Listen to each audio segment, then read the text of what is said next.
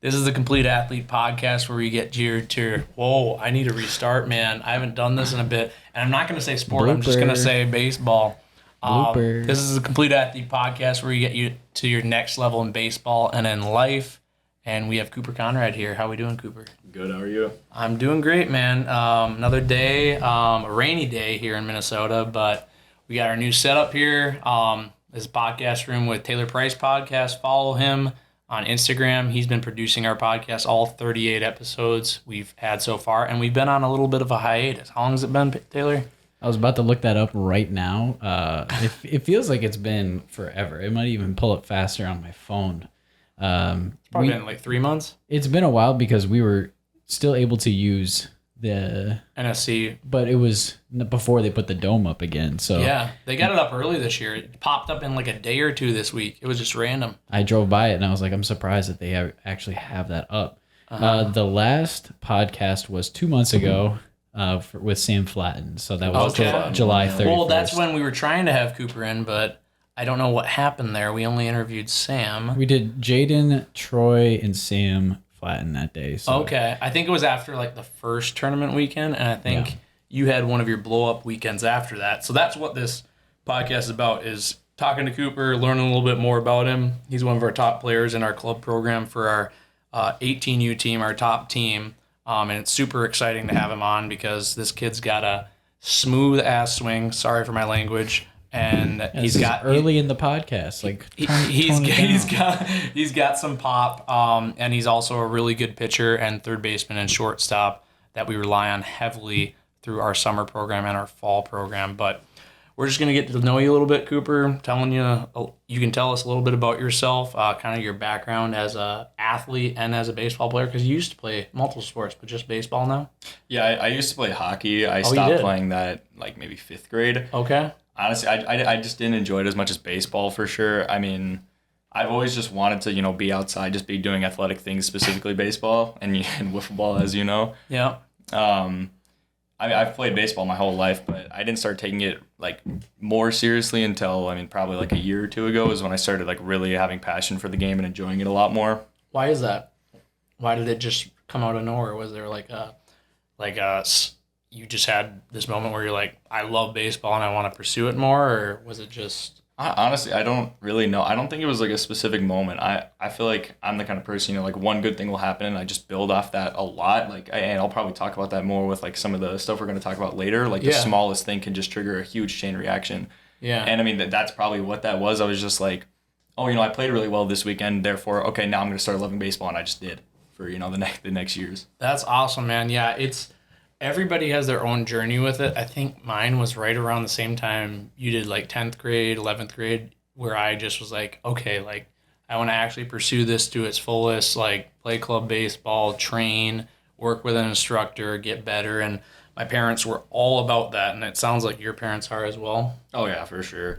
Yeah. My dad's always like pushing me to do like all this stuff, like as much training as I can. If I ever complain about it, he should be like, you should be excited, I get to play baseball. I get to do this extra stuff. I'm like, yeah, not as many kids get that opportunity, so it's definitely helpful. But tell us a little bit about your journey, like as a baseball player. So you stopped hockey in 5th grade. You didn't play football or anything? No, never played anything like that. Okay, no worries. But basically, you tell us about when you came up, like, for as far back as Little League, D-ball, like tell us a little bit about that journey and which teams you played on. I think the first year I played was like 6U when I was 5. Okay. Obviously just like every kid does, you get forced to play a sport and you just play it for a couple years. You don't even know what's going on yet. Yeah. But then I started playing just like Soderville. Soderville. Yeah. Okay.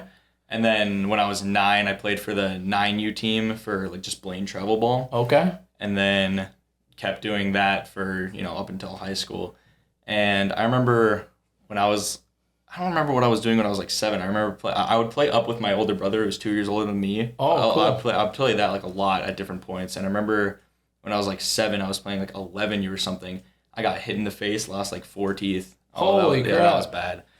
And I played fall with him, I think I was like 11 at the time, and then that was to this day like the one over the fence home run I've ever hit in my life, because I just have the most warning track power ever. You know, if it's 250, I'm gonna hit one off the wall. If it's 350, I'm gonna hit one off the wall. It doesn't matter. Okay. And that was the one time I actually managed to pull one out. Okay. That was awesome. And then here with CA is the first time I played club ball. Okay, sweet. And tell us about any funny stories over the years that sparked that interest or kept you enjoying the game. I mean, specific funny stories is a tough one for me. I mean, there's tons of good memories in baseball, like, winning the championship. Yeah. But I mean, just generally fun memories is just playing with, the people that are like so close in my life, like Jack Styles. I mean, he's such a fun person to play with. He's just always a funny moment. Oh yeah. Every single time you've heard about Jack Styles, right? Well, I feel like personalities, it doesn't matter who you are. Like personalities on every single team, you're gonna remember that one guy that was like the outcast, or the guy that was like the butt of every joke. Yeah. For sure. Or the guy that like would some jokes we can't talk about. Exactly. Or, the guy you want to throw seeds at in between the innings. It's just there's always there's personalities, and I think that makes every baseball team a lot of fun. Mm-hmm. Absolutely. What about now we're moving into high school. You've played a few years of high school ball. You're a junior now. Like, tell us about your experience with CA and like what has brought, like, first how you were brought to us in the first place, and then what has kept you around and engaged and really wanting to keep pursuing the game. Well, I think when I first started hearing about CA and being asked to come, which was by Colton. Okay. I didn't have like a ton of interest with going and playing club, at least at the time. And I just didn't want to take it seriously just yet at that point. Mm-hmm. But then, Colton explained to me what it was, what it was like to play at CA, and it kind of became more and more convinced. And then it was when I think they had some sort of training, like Max and Colton did, at the sports center with CA. Yeah. And I was able to just go to that. Like I had to sign a waiver, and like whatever coach it was said it was okay if I just came. Yeah. And after that, I went home and told my parents, like, yeah, I want to play CA. Like I want to do that tryout. Absolutely. I think you were doing sessions with John Carlson and. Yeah. I ended up doing training sessions with John and Sam. Yeah, John and Sam Knight. Yes. So what about the training sessions did you like the most? Like when you're getting introduced to a whole new training program, like you obviously I feel like I was skeptical kid. So like any new, if a guy wasn't my coach, like I just didn't really know what to expect. Yeah. So I mean, did you have any expectations going in? Like, I don't know. I mean, I hadn't really had. Actually, no, I have had a decent amount of experiences like that before, like my parents have forced me to do some like winter clinic or whatever, some of them being through my school or other ones just being whatever, and I've just always hated them. I never liked the coaches. There was like 100 kids there doing the training. I just never enjoyed them. I never thought that they made me better. But then as soon as I was doing the training with like John and Knight, it was, like 3 people in my group, 4 people, whatever, and it was just I would go there for an hour and a half. I really liked the schedule that I was on, and I mean I just loved it. It was so much like personal attention, and honestly I love how young a lot of the coaches are with because with what I've experienced before, they'll be so much older and have no idea how to use like technology, but with John it's like we would always be recording our mechanics and stuff and like repeating them, and I would go home and be able to look back at those videos to see how I've improved over the days, and that was something I absolutely loved about it. Yeah, video feedback is huge, which we're going to talk a lot more about that with Maddie and after this episode. I was going to say, like, how as a young student athlete now, I have another question based off of that. How important do you think social media, or at least just like having, like you said, technology and like video incorporated into what you're doing, how important do you think that is? Because I mean, personalities are becoming just as important now with NIL deals as being a good athlete. You want to be able to put on paper something that says, hey, I'm a respectable athlete. Yeah. I mean, I would agree that it's probably pretty important, especially with like Twitter. That's a huge thing that's being used nowadays for recruiting. A lot of colleges, a lot of scouts, whatever, are using that, and a lot of kids are just posting their clips saying, I went 2 for 2 this day against this team. These are my stats, whatever, and they can look at that, and they now right away they have your email. They can contact you. They can talk to you. I think that's really important. If you're not doing that, that's definitely something that can help you a lot. So and then we could even, I mean, here, this is an idea for me. Something for you guys would be like getting you guys in a room, doing like a film room session, talking deeper on each of these at bats, what you were thinking in each count, stuff like that. Oh, absolutely. And that to me is more of a like nitty gritty type thing. Whereas if you're not looking to find people who are looking for that stuff, it's going to be a very niche thing. But hey, I know that. At least for me, I would love to hear your idea of the approach when you step up to the plate. You as a baseball guy and me too, and then coaches, they're looking at like how are you thinking up there? Because the mental game is huge, which we'll stress a Yep. lot later, talking with Maddie and other guys too. But that helps them see you as a player, and then they're like, oh, this guy, this mentality, that's what I want, that as a high school coach and a college coach or anything like that. That's huge. All right, we're going to go away from baseball a little bit. But what has been your least favorite job to date? Have you had a job? I've had one job. Okay. And so it's its only job. I don't have too much complaints about it. I got the job with one of my good buddies, and I mean it was definitely a lot of fun working there. It could be stressful at times, but Yeah. just concessions at the sports center. Okay. Okay. Yeah, that's That's a good. That's a first job. That's customer service. That's pretty Oh good. yeah. Yeah. Yeah. I like Good that. I stuff. like that for young guys. I mean, you get the food service in there too a little bit, just a little bit. What was your first job, Taylor? Golf course. Golf No, course? no, wait. Actually, it was for the city of Sydney, Montana. I was a street crew. Okay. I was pouring asphalt in the ground. Like it was not. It was yeah. in the middle. You of, realize what you didn't want to do. Oh, 100%. Yeah. Hey, I think that's what first job's for. 100%. When your shoes melt into the ground one day, you're like, I don't know if this is my favorite job.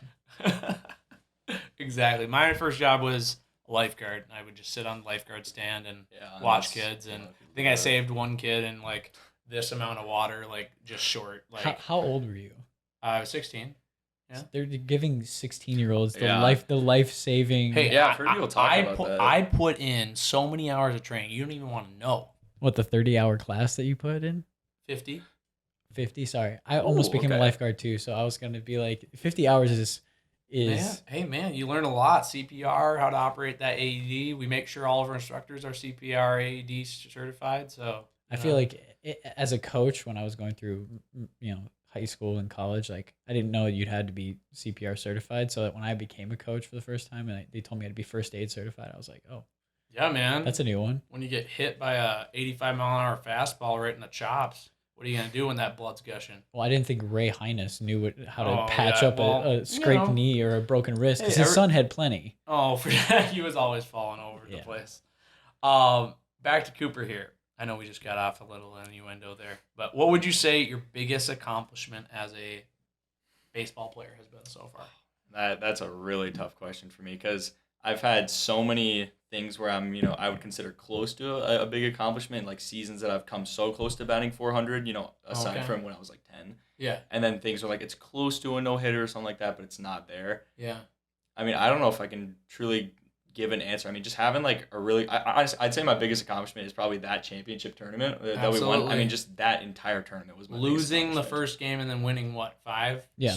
5 straight. I mean, That's I've just respectable. never played like that before. I've never been so confident and just produced that well. I mean, that was like the greatest I've ever Yeah, felt playing baseball. you were hitting what were we? You were hitting 3 or 4 in the lineup that day, or throughout that whole tournament, and you were crushing doubles. I heard over guys' heads, and then you pitched in the game-winning championship game, right? Yeah, Yeah. it was perfect through 4. Boom. So there you go. Hey, so we equate it to, all right, I was perfect through 4, and that's not many guys are able to do that ever. Yeah. So that's your I accomplishment. mean, right you can celebrate the little wins there. I mean, Yeah. that's definitely one that like Gabe Yeah, said. I'm so proud of that game because that was such a good Yeah, team. that we were playing. going in a championship game, thinking that anybody can go 4 perfect innings or no hit innings, dude. That's a huge accomplishment. Absolutely. I think we're gonna probably put a clip up there of him Let's do it. pitching and we'll kind of just talk about that a little bit. Like through those 4 innings. Actually, let's go to it right now. Like, Yeah. What was your mentality on the mound? What were you trying to do? Because that starters team had some pretty good hitters on. Yeah. I mean, I know we've had this conversation before in the past that I would put too much pressure on myself. Like, I'd be going into a game thinking, oh, dude, I'm feeling so good. I got to throw a perfect game this game. Mm-hmm. And then I would just, fall apart in the first inning. One thing would go wrong. I'd throw one ball and I'd be like, shoot, I screwed the whole game up. But in that game, going into the championship, I knew how good the team was. And it was kind of different than the mentality I typically play with when I play really good. Instead of it being like, I'm the best in the world. I'm going to pitch so well this game. It was just like, okay, I'm just going to do what I can. Like, this is a really good team. This is the kind of competition I'm going to be facing, at a higher level. I'm going to do what I can just to try to get these guys out. I'm not going to, like, blow fastballs by them. I know that. I'm not going to, just throw nasty curveballs. But if I throw perfectly placed curveballs in the right spots and perfectly placed fastballs and tunnel everything well, I know that I can just simply do what I can to get these guys out, and that's exactly what I did. Yeah, so you brought the expectations down a little bit. So different guys like a guy like you is you don't operate well if you put too high expectations on yourself. You kind of just stay even keel, and we're learning that a lot about baseball players in general is if you can stay even keel throughout your at bats while you're in the field when you're pitching on the mound, that's when you're going to be the best. I think that calm confidence is a very attractive thing as a coach to see from a ball player, like a guy going out there knowing that maybe he has a little jitters, but he's not showing it. You know, that's an ultimate battle that, I mean, I fought that battle too. I mean, my dad never told me I looked nervous, but on the inside, I felt like I was ragingly nervous. Oh, yeah. You know, like especially in a championship game, like that's got to feel like a little bit, you know, there's a little bit more of an itch there, you know? Calming those nerves and then performing to what your ability is, because you know you're a good ball player. Mm-hmm. You just got to keep those emotions down. And when things go wrong, you're like, oh, I knew that was going to happen. And you're right back to it. Something Mason keeps saying, and I think he loves this saying, trust the process. Trust the process. You put in the work, right? You put in a lot of hours, like you said. You liked what you learned from Sam Knight and Carlson. It's like, let that show. Yes, sir. Who do you look up to and why, Cooper? I look up to my dad a lot for sure, and then my brothers with certain things. I mean, my dad is definitely like the most hardworking person I've ever met, and I admire that a lot. I've never heard him complain about anything. You know, I mean, I just saw like a quote the other day. Like, have you ever heard your dad say like, "I don't want to go into work today"? You know, be like with that mentality, like, "Oh, I don't want to do this today." I mean, my dad has been huge for like that kind of thing for me. You know, just Absolutely. not taking things for granted and just be willing to put in the work. Like That's that. a great mentality, man. I look up to my dad myself as well. Always putting in the hard work, not complaining. Like when you complain about things, that just makes your days like kind of go down the rabbit hole, and you're like, like this stinks. But if you're just even keel, I mean, it sounds like your dad's pretty even keel with things too. Yeah. You've met my dad. Oh yeah. Well, he coached Cooper in the fall. Yeah. So. Coach Matt Price. Yeah. That's his dad. So that's another example. The guy that I admire a lot too. Dude's never stopped working. Mm-hmm. I've never seen my dad take a rest day, and even if he does, he's pretty pissed about what. Like, have you seen how jacked that dude is? The calves for days, man. That football on the wall has got competition for how big his calves are. Like for real. Like just bulging out of the people. Okay, this is the best part. Bridal shower. My dad delivered some stuff to my wife and all the girls there. There's like 12, 15 girls or something like that. 3 of them thought my dad was scary and intimidating. He's not at all. And then you talk to him and you're like, well, that's the biggest, softest teddy bear I've ever met on the inside. And then he's just this like veiny, muscular dude on the outside. Dude, I gave him an XL shirt. I'm like, you'll fill that out. And he's like, all right. Did he burst out of it? Well, no, no, he didn't. But it's just funny. It wasn't on his calves. So it's funny because I buy him medium shirts and mediums, and he laughs and then and he puts them on. I mean, yeah. He's like, I should still fit. We need to have Coach Matt Price on here. I've been petitioning my dad slowly. It's a slow working. He still hasn't gotten me his bio. I can't put it on the website. He's a very he's a quiet. As much as he is like a very good personality, I think to have on here too. I think I'd have to have him on my podcast first. Okay. I'm just saying. Okay. Well, you take care of that, and we'll be second. All right.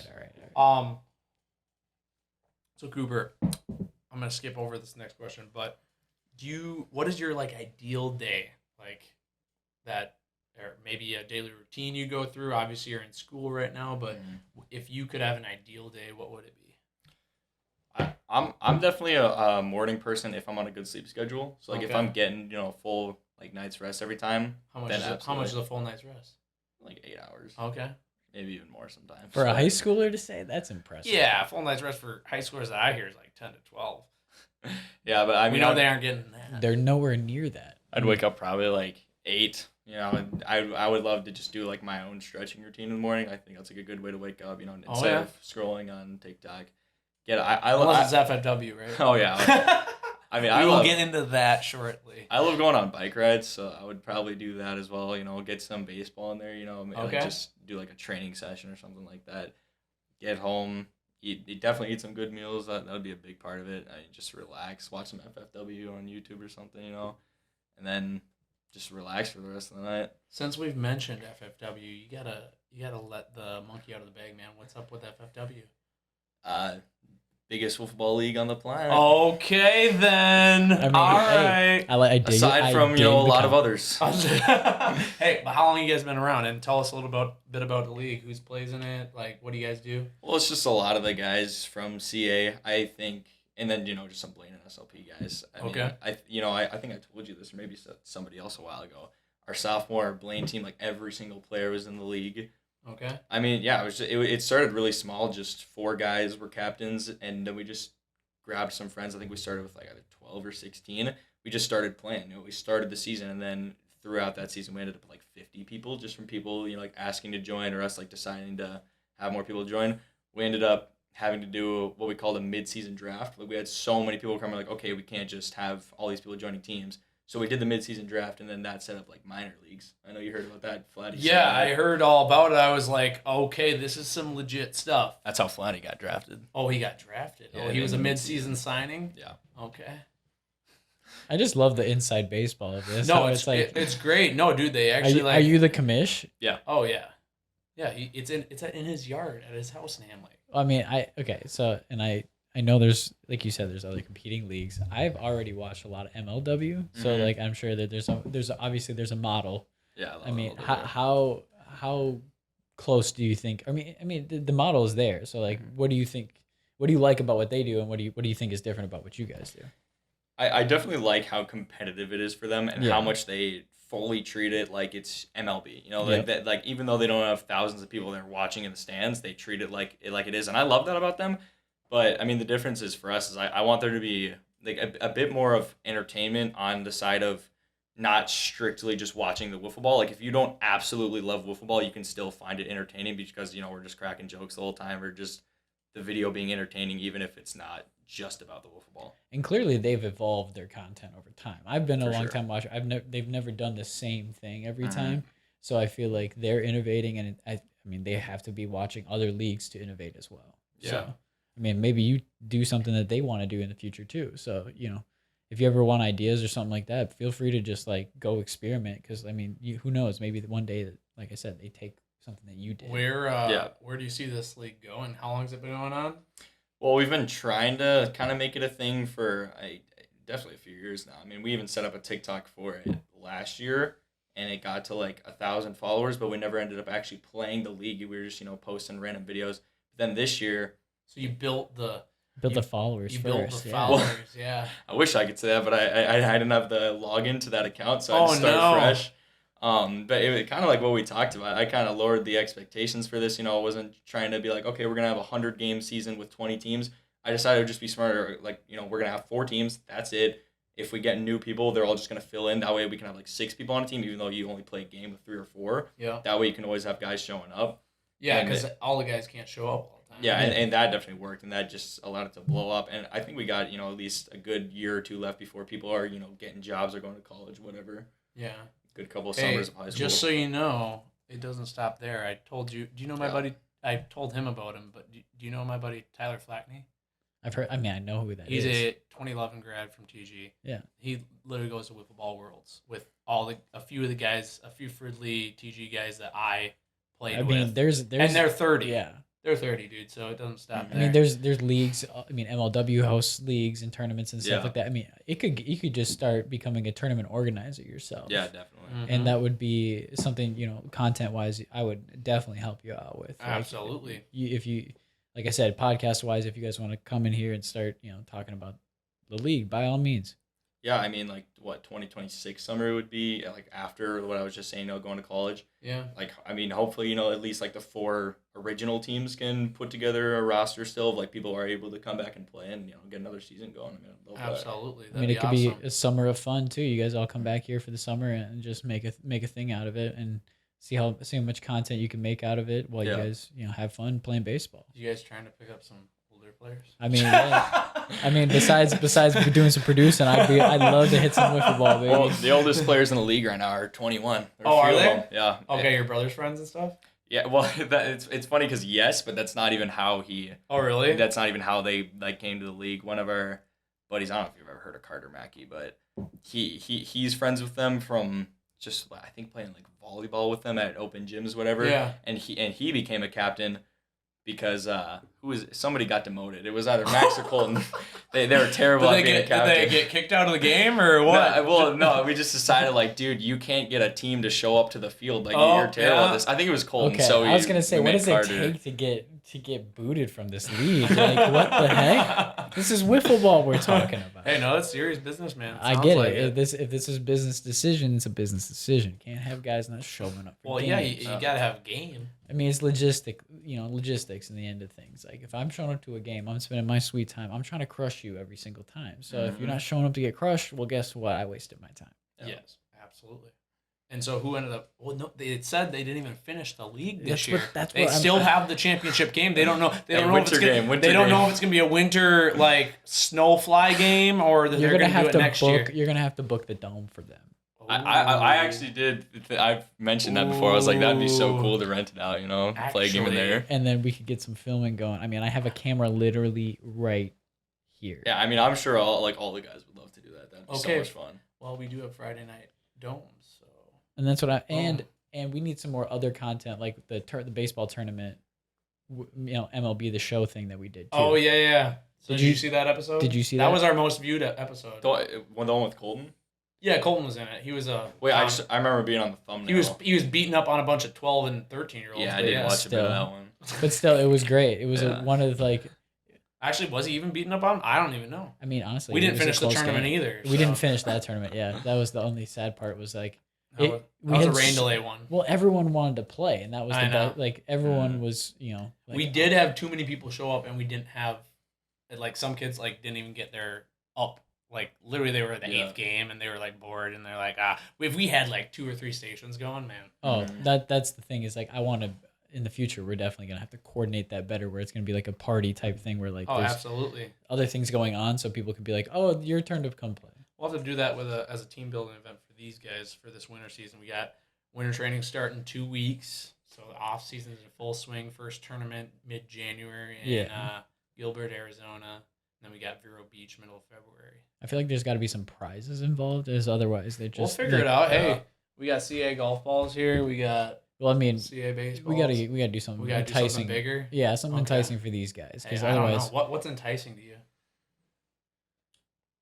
Probably McDonald's. Oh my gosh, okay, we're really gonna get on that stretch here. Oh, I'm telling you, we had practices this summer. It was like Don's, and I'm like, oh my gosh. Good thing Zach Dykes wasn't there, because Zach Dykes would have ripped them a new one. Some McDonald's. I'm telling you, we would have practice, and this is probably not good for a college coach. So college coaches, please do not listen to this part. This is the part we're gonna X-nay it probably from this, but midday Don's runs or post game Don's runs, like. It depends on what they're eating. I will say, like there aren't healthy, quote unquote. There are healthy-ish options. Healthy-ish. I mean, it's just for the team bonding, Oh yeah. I get that part, but I mean, don't you wish they would team bond over a salad or something? No, team bond over Chipotle, because. Okay, Chipotle's a little better. I mean, yes, chicken and rice. You guys, seriously. Yeah. All day. Yeah. Why do you think freaking like Marines and Army Rangers have Tabasco with them all the time? Yeah. It's because their MREs are crappy. So like you just flavor your stuff with you just gotta get some type of flavor. Yeah, you just need some hot sauce, man. Hey, we'll get off him now. So sorry, we didn't mean to. It's not him. It's the whole team. So it's not even. Just so you know, when you turn 30 years old and you have McDonald's, it does not agree with you same way it does. Unfortunately, I had it all the time, so I can't even say anything right now. All right, back to. We'll definitely post some clips. They're already in it. So of FFW, so we'll be pulling off the TikTok. We're off of McDonald's. What is your favorite training tool to use at training sessions? I think the most useful tool for me, if this counts, is Pocket Radar. Absolutely. I mean, I think it's just one of the best things you can use because, I mean, especially tracking your progress over time, because obviously if you just do it once every, few months, the issue I have with that is, sometimes you're just going to have off days. You're going to be like, dude, how did I drop, 2 miles an hour? But it's like you could just be having a bad day, whereas reality, you went up 5. It's just you're not throwing or hitting that well that day. Or like all the small things, like how much sleep did you get the night before? Exactly. Did you do a workout that morning so you're Did you have McDonald's beforehand? Taylor didn't want to do it, but he did. So Pocket Radar, awesome. We are also going to be implementing Pitch AI this offseason, so I think you're really going to like that. We're going to go over that in Maddie's podcast after this, and then we're also going to be implementing. You used the track program last year, right? Tracking going through your routines with the Driveline program. And I think so. Right? Yeah, so it's like the full schedule of what you need to be doing on your your warm up and recovery, and then seeing how you're feeling that day. Remember, John would ask you the questions like, "Oh, how you feeling today?" Like stress level, like all that stuff, because all of that stuff impacts how you're gonna pitch that day, or how you're gonna hit that day. Your nutrition, like all that stuff. So we're gonna be diving into that and providing a lot of extra value and feedback for you. Just guys. makes me wish I had that stuff when I was playing. Yeah, we didn't have any of that stuff, man. Just so you know, we're kind of delving into it, and you guys get all the rewards that we did not get. So If you would have told one of my coaches any of the things you say now, he'd just be, what the heck is sabermetrics? we playing Moneyball out here? What the heck is that? Either put dirt on the ball or not. Just throw the Just throw the thing. Yeah, for sure. That baseball has gone crazy. We've talked about that and I think, but I think it's for the better for sure. Yeah. And Cooper, what are you currently working on to improve your skills this off season and for this upcoming season? I think one of the biggest things would definitely be like gaining weight and gaining velo for hitting and pitching, because I spent, like we've talked about with John and Sam, I spent so long doing the training for like specifically mechanics. That wasn't a lot of like, how to throw harder, because we didn't do like a ton of long toss or anything for like specifically pitching, but it was just constant mechanical work, and my mechanics like got so much better over that time. And now I think it's time to just get bigger, get stronger, and actually be able to use those mechanics for velo. Yep, doing it the right way. Yep, we're going to be doing all of our strength and speed stuff with Zach Dykes at Monday, Wednesday practices, and we'll be doing long toss on Friday evenings. So we'll be getting all that stuff in there. But yeah, how much do you weigh right now, and how tall are you? 180, 6 foot. Okay, so you got a frame there, so there's definitely the ability to add on 10, 15, 20 pounds. And get that, get that weight up. It's like 200. Yeah. Okay, that's a good goal. Chicken, rice. Chicken, rice. Chicken, rice. Absolutely. And then goals for yourself this upcoming season and beyond. I'd love to put up a 400 season. I mean, that's kind of a not the greatest goal, because batting average is a hard thing to control, but yeah, I mean, I'd like to sit like mid 80s off the mound for sure. I'd be able to actually put some balls over the fence. Yeah. Like, did you put any over the fence this? No. It's still that. It's warning track, man, because I see the ball pop off his bat, and it also depends on the balls, because some of the tournaments we played in, the balls were a little mushy. I will say for your approach, I mean, something that I think, if you're doing that warning track power thing, it's like you're gonna win more at bats if you're more focused on like just pumping those line drives into the gaps. Yeah. Honestly, those balls will end up going over the fence eventually. Yeah. I do have to say one thing about that, what you're saying. Brock Larson, who's trained with us the last few years, he didn't hit any bombs in high school, and then he goes to Century, and all that work that he finally put in, like he wasn't trying to hit bombs either, but then he hits 6, 8, 10 home runs in his freshman season. So like it's just in time, and as you get like really honed in on like your swing and obviously your body weight with that. So how do you think you accomplish that 400 season? I mean, approach is going to be a big part of it, and that's where I was going to go with, is like to win those at bats and to get to that 400, you're going to maybe change your approaches a lot. What do you think is going to take for you as from your past to now to get to that point? I mean, I'd say a big part of it is just not having bad games, because I can be pretty consistent with, staying on like a 400 thing. Like I'm going, 2 for 3 or 1 for 3, like pretty much every game, but then I'll just have 2 days in a row where I'll just go 0 for 4, and like that'll kind of screw me. Because I don't have a big problem with my approach, and when I do have a bad at bat, like my approach was just kind of off, I'll pretty much instantly know it, and I'll know exactly what I did wrong and how to fix that next time. I don't think swinging for the fences is a problem that I've had for a while, at least. I think especially during this spring, I had like such a good on base and like singles hitter season, and then towards the end of that, I was kind of like, okay, I've gotten on base so much, can I start swinging for the fences a little bit now? So I did a little bit towards the end of the season, and I truly think like at the high school level, I've probably hit like 20 balls off the fence or to the warning track, but I have not put one out at the high school level. It is just unbelievable. That's crazy. The hardest hit ball I ever hit, and I never hit a home run in high school either. I never even thought I would ever try to hit a home run. The one time I'm like, all right, let's see where I can go with it. We're in the Metrodome. Oh yeah. We're playing against Blaine, Oh yeah. against Adam Rexseidler, Oh yeah. and he played against me in Coon Rapids from Little Yeah. League. Ripped one off the wall. I did not expect that. So like when you least expect it, that big power is going to come out, and I think it came from a very disciplined approach where I was like, if I remember correctly, even I was in like a 2-strike count. I wasn't like no load situation where like I'm really just trying to put a good swing on this ball. I'm not even really trying to. Yeah, that was my one home run. That's what it was. I think my hardest hit ball ever was this fall. I think it was against Minnetonka. I was just trying to hit a single up the middle, and then I hit a ball.